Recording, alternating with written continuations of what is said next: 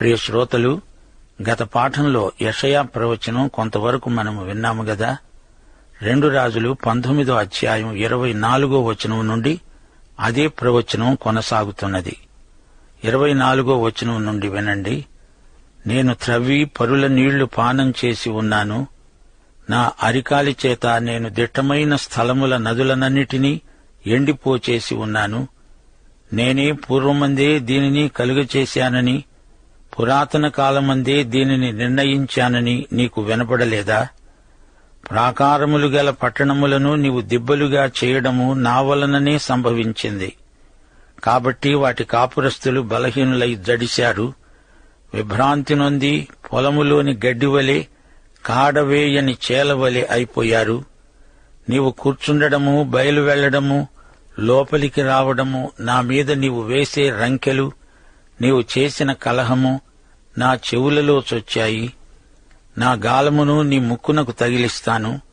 నా కళ్ళెము నీ నోటిలో పెట్టి నిన్ను మళ్లిస్తాను. దేవుడు అష్షూరుకు చెయ్యబోయే ప్రతీకారమిది. ముక్కుకు గాలం, నోట్లో కళ్ళెం. హిజ్కియా, నీకిదే సూచన. ఈ సంవత్సరం ధాన్యం దానంతట అదే పండుతుంది.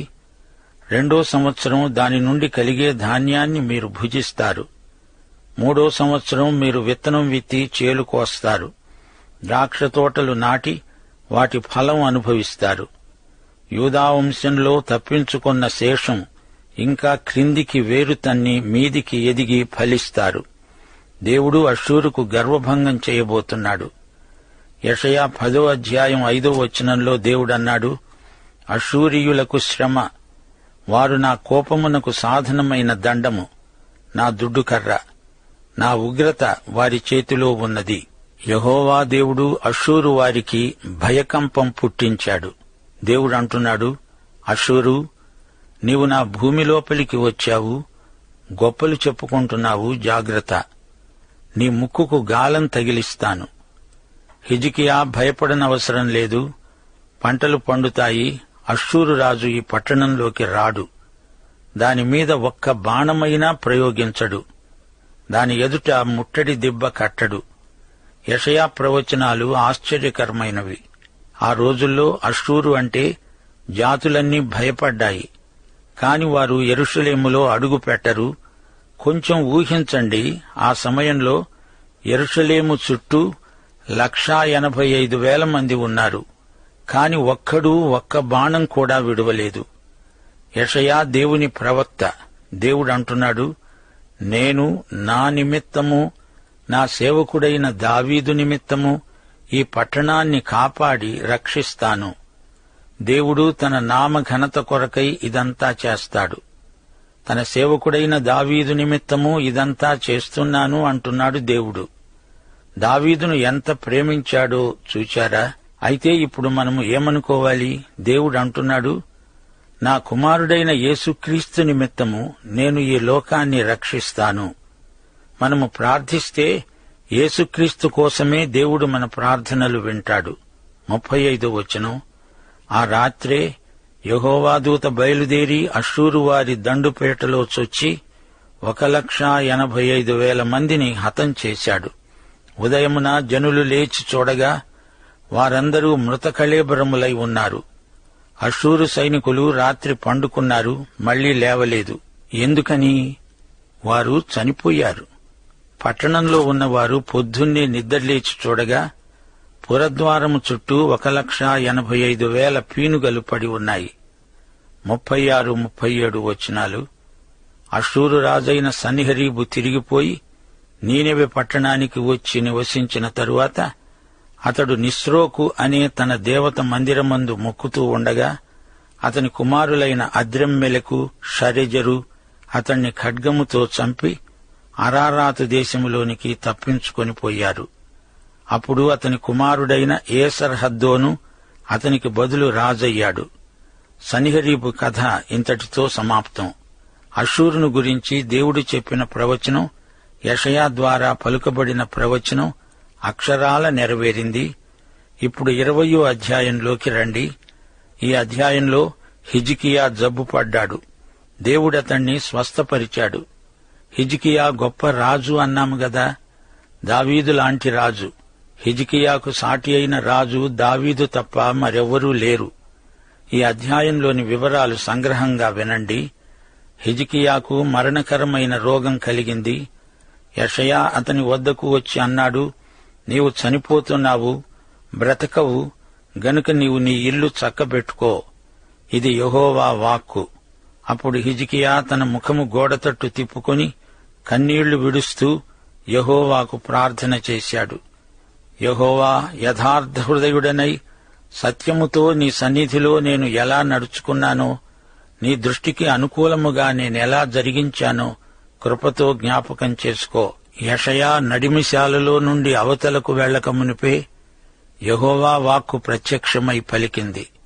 నీ పితరుడైన దావీదునకు దేవుడైన యెహోవా వాక్కు, నీవు కన్నీళ్లు విడవడం నేను చూచాను, నీ ప్రార్థన నేనంగీకరించాను.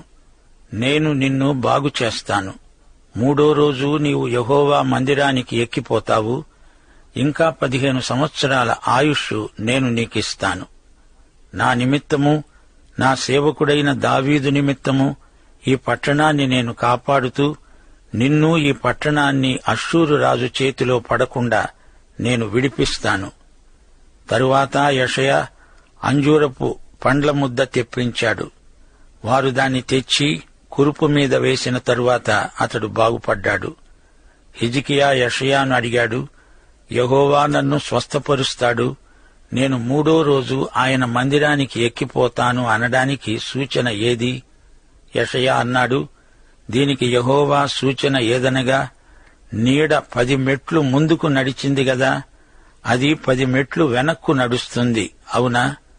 అందుకు హిజ్కియా అన్నాడు, నీడ 10 మెట్లు ముందుకు నడవడం అల్పం, కాని నీడ 10 గడులు వెనక్కు నడిస్తే చాలు.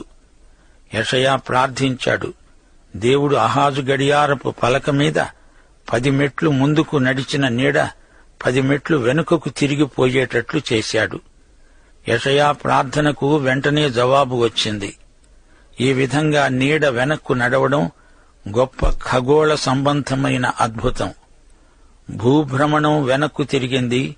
అహాజు గడియారపు పలక అంటే ఏమిటి? బబులోను దేశంలో నీడ గడియారాలు వాడుకలో ఉండేవి.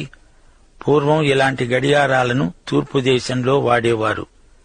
అహాబు మెట్ల మీది నీడను బట్టి కాలాన్ని లెక్కించేవారు. హిజ్కియాకు జబ్బు చేసింది నిజమే, అతడు చనిపోతాడు. అలాగే ప్రతి మానవుడు చనిపోతాడు. హెబ్రీ పత్రిక 9వ అధ్యాయం 27వ వచనం, మనుష్యులు ఒక్కసారే మృతి పొందవలెనని నియమించబడింది, ఆ తరువాత తీర్పు జరుగుతుంది. మరణం దేవుడు నిర్ణయించిన తేదీ. ఇది ప్రతి ఒక్కరి జీవితంలో ఎప్పుడో ఒకప్పుడు వచ్చి తీరుతుంది. నీ మరణ దినం నీకు తెలిసి ఉంటే అప్పుడు ఇహలోకమంతా నీకు శూన్యమనిపిస్తుంది. ఎల్లుండి చచ్చిపోతావని నీకు తెలిసిందనుకో, ఈ నిమిషం నుండే వైరాగ్య భావన నీకు కలుగుతుంది. ప్రభువును మాత్రమే సంతోషపెట్టాలని బుద్ధి వస్తుంది. కాని నీ మరణదినం దేవుడు నీకు చెప్పడు. అది ఎప్పుడు వచ్చినా పర్వాలేదు, నిశ్చింతగా ఆయన్ను మహిమపరుస్తూ బ్రతుకు. హిజ్కియా గోడతట్టు ముఖం తిప్పుకున్నాడు. దేవుడు స్వస్థపరచగలడు.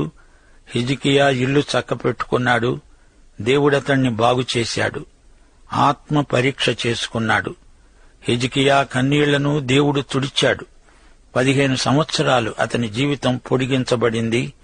అంజూరపు పండ్ల ముద్ద తెచ్చి అతని గాయం మీద ఉంచారు. దేవుడు ఏ విధంగానైనా స్వస్థపరచగలడు. ఔషధం ద్వారా స్వస్థపరచగలడు. ఔషధము లేకుండా కూడా స్వస్థపరచగలడు. ఎవరు ఎంతకాలం జీవించాలో అదంతా దేవుని చేతిలో ఉంది. నీ ఆయుర్దాయం ఎంత? ఎన్ని సంవత్సరాలు బతుకుతావు? ఎప్పుడు చనిపోతావు? ఈ ప్రశ్నలకు జవాబు ఎవరు చెప్పగలరు? సంగతులు మరుగు చేయుట దేవునికి ఘనత. ఆదిమ సంఘంలో యాకోబు హతసాక్షి అయ్యాడు. హెరోదు అతణ్ణి చంపించాడు. అయితే పేతురును చెరసాలలో నుండి ప్రభువు తప్పించాడు. ఎందుకని దేవుడు ఒకరిని హతసాక్షిని చేశాడు, మరొకరిని ఎందుకు కాపాడాడు? అంతా ఆయన చిత్తమే. మనం చేయాల్సిన ప్రార్థన ఇదే: దేవా, నన్ను విరగ్గొట్టు, నలగ్గొట్టు, నీ చిత్తానికి లోబడేటట్లు నన్ను పెంచు, భద్రపరుచు, వంచు. దేవుడు నిన్ను ఉంచినంతకాలం ఇక్కడ ఉండు, రమ్మన్నప్పుడు ఆయన దగ్గరికి వెళ్ళు. రెండూ ఒకటే. హిజ్కియా ఇంత గొప్ప విశ్వాసి అయి ఉండి చిట్టచివరికి గొప్ప పొరపాటు చేశాడు. 12వ వచనం. ఆ కాలమందు బెరోదక్ బలదాను బబులోను రాజు హిజ్కియా రోగి అయి ఉన్నాడని విన్నాడు. పత్రికలను కానుకను అతని వద్దకు పంపాడు. హిజ్కియాకు తన సుహృద్భావాన్ని వ్యక్తం చేస్తున్నాడు. హిజ్కియా దూతలు వచ్చిన మాట విని వారిని లోపలికి రప్పించి దాపరికం లేకుండా తనకున్నదంతా వారికి చూపించాడు. తన భవనంలో, రాజ్యంలో, కొట్లలో ఉన్న వెండి బంగారాలు, గంధవర్గం, పరిమళ తైలం, ఆయుధశాల అన్నీ చూపెట్టాడు. హిజ్కియా ఈ విషయంలో ఎంతో అవివేకంగా ప్రవర్తించాడు. సొలొమోను సేకరించిన వస్తు సముదాయమంతా చూపించాడు. అమాయకంగా ఒక స్నేహితునిగా వారికి తన ఐశ్వర్యమంతా చూపాడు. 14-15 వచనాలు. పిమ్మట ప్రవక్త అయిన యెషయా రాజైన హిజ్కియా వద్దకు వచ్చి అడిగాడు, ఆ మనుష్యులు ఏమన్నారు? నీ వద్దకు ఎక్కడి నుండి వచ్చారు? బబులోను అనే దూరదేశం నుండి వచ్చారు అన్నాడు హిజ్కియా. నీ ఇంట్లో వారేమి చూచారు? యెషయా అడిగాడు. హిజ్కియా అన్నాడు, నా పదార్థములలో దేనిని మరుగు చేయక నా ఇంటిలో ఉన్న సమస్తాన్ని నేను వారికి చూపించాను. అంతటా యెషయా అన్నాడు, ఇది యెహోవా వాక్కు. వచ్చే రోజులలో ఏమీ మిగలకుండా నీ నగరునందున్న సమస్తము నేటి వరకు నీ పితరులు సమకూర్చి దాచిపెట్టినదంతా బబులోను పట్టణమునకు ఎత్తుకొని పోబడుతుంది. నీ గర్భమందు పుట్టిన నీ పుత్ర సంతును బబులోను రాజు నగరునందు నపుంసకులుగా చేయడానికి వారు తీసుకొని పోతారు. హిజ్కియా అన్నాడు, నీవు తెలియజేసినట్లు యెహోవా ఆజ్ఞ చొప్పున జరగటం మేలే. నా దినాలలో సమాధానము సత్యము కలిగిన ఎడల మేలే గదా. హిజ్కియా పరాక్రమమును గూర్చి, అతడు కొలను తవ్వించి కాలువ వేయించి పట్టణములోనికి నీరును రప్పించిన దానిని గూర్చి యూదారాజుల వృత్తాంతముల గ్రంథమందు రాయబడి ఉన్నది. హిజ్కియా తన పితరులతో కూడా నిద్రించగా అతని కుమారుడైన మనష్షే అతనికి మారుగా రాజయ్యాడు. యెషయా ప్రవక్తకు హిజ్కియా రాజు ఇచ్చిన జవాబు సరిగా లేదు. హిజ్కియా తాను చేసిన పొరపాట్లకు పశ్చాత్తప్తుడవలేదు. పైగా నా కాలంలో శాంతి భద్రతలుంటే చాలులే అంటున్నాడు. అతని మగసంతు పరాయి దేశంలో నపుంసకులుగా చేయబడతారు. ఇది ఘోర శిక్ష. హిజ్కియా చేసిన తప్పు ఎంతటి అరిష్టానికి దారితీసిందో చూడండి. హిజ్కియా కుమారుడు మనష్షే అహంకరించి దురుసుగా వ్యవహరించాడు. 2 దినవృత్తాంతములు 32-35 వచనం. హిజ్కియా మనస్సున గర్వించి తనకు చేయబడిన మేలుకు తగినట్లు ప్రవర్తించనందున అతని మీదికి, యూదా యెరూషలేము వారి మీదికి దేవుని కోపం వచ్చింది. సోదరీ సోదరులారా, దేవుని మాట వింటే దేవుడు ఇంకా కొంతకాలం నిన్ను ఇక్కడ ఉండనిస్తాడు. ఆయన మాట వినకపోతే నిన్ను ఇక్కడి నుండి వెంటనే తీసివేస్తాడు. హిజ్కియాకు ఇదే సంభవించింది. ఈ సందర్భంలో మా శ్రోతలకు హిజ్కియాను ఒక వ్యక్తిగా పరిచయం చేయగోరుతాము. నేడు మనము చేసే పనులకు, ఇక ముందు చెయ్యబోయే పనులకు గతకాలం వెనుక ఉంది గనుక అది మనకెన్నో పాఠాలు నేర్పుతుంది. యూదారాజులు గత కాలంలో ఎన్నో గొప్ప కార్యాలు చేశారు. దేవుడు వారిని ఎంతో ఆశీర్వదించాడు. అయితే ఆ రాజులు దేవుని మాట వినకపోతే దేవుడు శిక్షించాడు కూడా. రాజులు దేవునికి విధేయత చూపాలి. హిజ్కియా గొప్ప రాజు. గత కాలంలో చరిత్రలో దేవుడు చేసిన ఘనకార్యాలను జ్ఞాపకం చేసుకొని భయభక్తులతో ప్రవర్తించాడు. ఇతనికి దేవునితో సన్నిహిత సంబంధం ఉంది. ఇతడు ప్రజల మేలు కోసమై ఎన్నో సంస్కరణలు తలపెట్టాడు.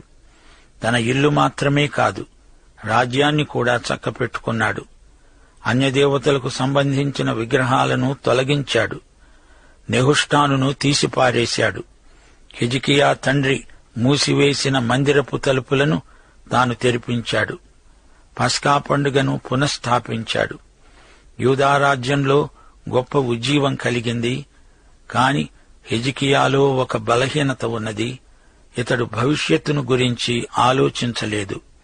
ఏమి జరగబోతోందో ఇతనికేమీ పట్టదు. ప్రస్తుతం ఇతడు సాధించిన విజయాలకు తానెంతో గర్వించాడు. బబులోను రాయబారులకు తన ఐశ్వర్యం చూపి అతిశయించాడు. అది ఆసరాగా తీసుకొని బబులోను రాజు అదంతా కొల్లగొట్టుకుపోయాడు. యెషయా వచ్చి గద్దిస్తే ఏదో ఇప్పటికి అంతా బాగానే ఉంది గదా అంటూ భవిష్యత్తును గురించిన తన అజ్ఞానాన్ని వ్యక్తం చేశాడు. నా మట్టుకు నేను బాగా ఉంటే చాలు, తరువాత ఏమైతేనేమి అంటున్నాడు. హిజ్కియా తరువాత 3 రాజులు వస్తారు: మనష్షే, ఆమోను, యోషియా. ఈ 3 రాజుల మీద హిజ్కియా ప్రభావం ఎంతగానో పడింది. హిజ్కియా బలహీనతలు కూడా వారికి సంక్రమించాయి. ప్రియ శ్రోతలారా, గతంలో మనము సాధించిన విజయాలు వర్తమానంలో మనకు హెచ్చరిక చేస్తాయి. ఇప్పుడు మనము చేసే పనులు మన భవిష్యత్తుకు పునాదిగా నిలుస్తాయి. హిజ్కియా రాజకీయంగా, మత విషయికంగా ఎన్నో సంస్కరణలు చేశాడు. దేవునియందు భయభక్తులు గలవాడు, ప్రార్థనాపరుడు అయిన హిజ్కియా. సామెతలు 25వ అధ్యాయం 1వ వచనం మీరెప్పుడైనా గుర్తించారా? ఇవి సొలొమోను సామెతలే. యూదారాజైన హిజ్కియా సేవకులు వీటిని ఎత్తి రాశారు. హిజ్కియా దర్శనము లేనివాడు, భవిష్యత్తులోకి చూడలేకపోయాడు. తన తరువాతి తరానికి మంచి వరవడి మిగల్చలేకపోయాడు. తొందరపడి బబులోను రాయబారులకు రాజ్యపు గుట్టంతా బయలుపరిచాడు. ఎన్ని సంస్కరణలు చేసినా వాటిని భవిష్యత్తు కోసం పరిరక్షించకపోతే రాజ్యానికి ఎట్టి ప్రయోజనమూ చేకూరదు. గతంలో నీవు దేవునికి విధేయుడివి. అయితే ఇప్పుడు ఈ క్షణంలో నీవు దేవుడికి లోబడుతున్నావా అనేది ముఖ్య ప్రశ్న. దేవునిపై ఆధారపడిన వారు గొప్ప కార్యాలు చేస్తారు. అద్భుతమైన ఫలితాలు వస్తాయి. హిజ్కియా ముఖ్య పట్టణం యెరూషలేము. ఇతడు యూదా రాజ్యాన్ని ఏలిన 15వ రాజు. ఇతని తండ్రి ఆహాజు, తల్లి అబీ, కుమారుడు మనష్షే. యెషయా, హోషియా, మీకా, సన్హెరీబు వీరందరూ హిజ్కియాకు సమకాలికులు. 2 రాజులు 18వ అధ్యాయం 5-6 వచనాలలో హిజ్కియా వ్యక్తిత్వం క్లుప్తంగా వర్ణించబడింది. అతడు ఇశ్రాయేలీయుల దేవుడైన యెహోవాయందు విశ్వాసముంచినవాడు. అతని తరువాత వచ్చిన యూదా రాజులలోనూ అతని పూర్వీకులైన రాజులలోనూ సమమైనవాడు ఒక్కడూ లేడు. అతడు యెహోవాతో హత్తుకొని ఆయనను వెంబడించుటలో వెనుకతీయక ఆయన మోషేకు ఆజ్ఞాపించిన ఆజ్ఞలన్నిటినీ గైకొన్నవాడు. సోదరీ సోదరులారా, ఇంతటితో 20వ అధ్యాయం ముగిసింది. ఈ అధ్యాయంలో 11వ వచనంలో ఆహాజు నీడ గడియారం పేర్కొనబడింది. దీనిని ఆహాజు మెట్లు అంటారు. మెట్లు గడియారం ఆకారంలో నిర్మించబడతాయి. నీడ ఒక్కొక్క మెట్టు ఎక్కడం గడియారంలాగా వారికి కాలాన్ని నిర్దేశించి చూపుతుంది. హిజ్కియా జీవితంలో అతడు చేసిన ప్రార్థనలు వ్రాయబడి ఉన్నాయి. హిజ్కియా విశ్వాసము, ప్రార్థన వల్ల అష్షూరు నుండి ప్రమాదము తప్పించడానికి కారణమైంది. హిజ్కియా జీవితం కొన్ని సంవత్సరాలు పొడిగించబడింది. నిజాయితీ గల విశ్వాసము, యథార్థమైన ప్రార్థన పరిస్థితులను మార్చగలవు. ముగింపులో కొన్ని ప్రాముఖ్యమైన హెచ్చరికలు చేయగోరుతాము. 1. మరణము హఠాత్తుగా సంభవిస్తుంది గనుక ప్రతి ఒక్కరూ ఇల్లు చక్కపెట్టుకోవాలి. 2. అన్నీ అనుకూలంగా ఉన్నప్పుడు విశ్వాసం సన్నగిల్లే ప్రమాదం ఉంది. పరిస్థితులు ప్రతికూలమైనప్పుడు విశ్వాసం బలపడుతుంది. 3. హిజ్కియా రోగి అయి ఉండి చేసిన ప్రార్థన అతణ్ణి బాగుచేసింది. పాఠం సమాప్తం. ప్రభు అయిన యేసుక్రీస్తు వారి దివ్య కృప, తండ్రి అయిన దేవుని పరమ ప్రేమ, పరిశుద్ధాత్మ యొక్క అన్యోన్య సహవాసము, సమాధానము మనందరికీ సదాకాలము తోడై ఉండునుగాక. ఆమేన్.